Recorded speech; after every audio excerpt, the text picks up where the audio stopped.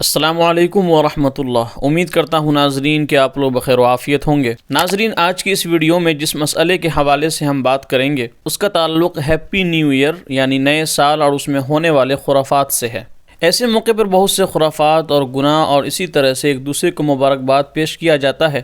اس کی شکل ایک ہیپی نیو ایئر کہنا یا پھر دیگر اسی طرح کی کوئی اور شکل ہوتی ہے۔ نئے سال کی آمد پر جو خوشی منائی جاتی ہے اور اس خوشی کے اظہار کے لیے جو افعال اختیار کیے جاتے ہیں، مثلا پٹاخے، ہیپی نیو ایئر پھوڑنا، تالیاں بجانا، سیٹیاں بجانا، ناچ گانا کرنا، کہنا یا نئے سال کی مبارکبادی دینے کے لیے موبائل سے ایک ایئر بھیجنا۔ اور ناظرین، بعض لوگ ایسا کرنے والوں کو یہ بھی کہتے ہیں کہ اس سے ایمان ختم ہو جاتا ہے۔ تو ناظرین، انہی سب باتوں کو شریعت مطہرہ اور قرآن و حدیث کی روشنی میں سمجھنے کی کوشش کریں گے، اور اسی حوالے سے دارالعلوم دیوبند کا فتویٰ بھی دیکھیں گے اور جانیں گے کہ اس سلسلے میں شریعت مطہرہ کیا رہنمائی فرماتی ہے۔ چنانچہ اسی حوالے سے دارالعلوم دیوبند کے دارالافتاء سے کسی صاحب نے سوال پوچھا ہے۔ سوال آپ کی اسکرین پر ہے، آپ بھی اسے دیکھیں، جس کا عنوان ہے ہیپی نیو ایئر منانا کیسا ہے۔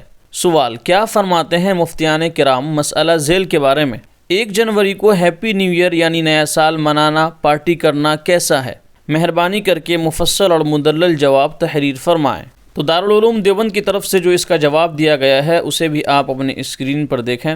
بسم اللہ الرحمن الرحیم۔ کسی تاریخی، مذہبی یا قومی اہم واقعہ کی وجہ سے اس دن کو بطور یادگار منانا اسلام میں نہیں ہے۔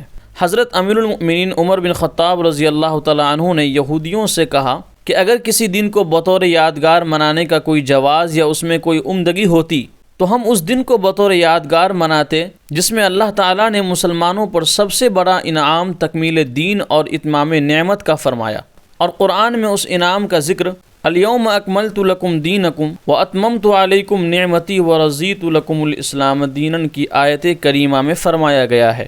جب اتنے بڑے دینی اور روحانی انعام پر بطور یادگار اسے منانے کا حکم نہیں ہوا تو دوسرے انعامات پر یادگار منانے کی اجازت کیسے ہوگی؟ انعام خواہ دینی ہو یا دنیاوی، قومی ہو یا انفرادی، بس اسے فضل خداوندی سمجھ کر اللہ تعالیٰ کا شکریہ ادا کیا جائے۔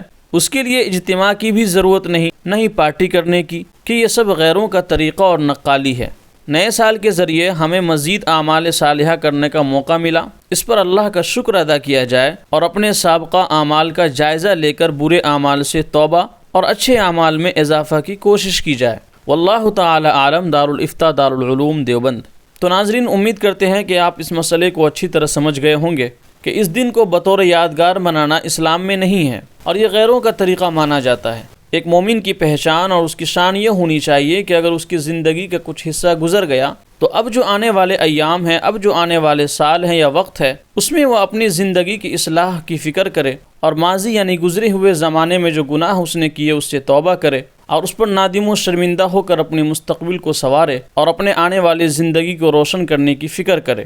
تو ناظرین، ایک صاحب ایمان کو یہ بالکل بھی زیب نہیں دیتا ہے کہ وہ ایسے موقع پر طرح طرح کے خرافات اور تالیاں بجانا، سیٹی بجانا اور موبائل پر ایک دوسرے کو مبارکباد پیش کرنا اور اس طرح کے دیگر خرافات میں شامل ہو۔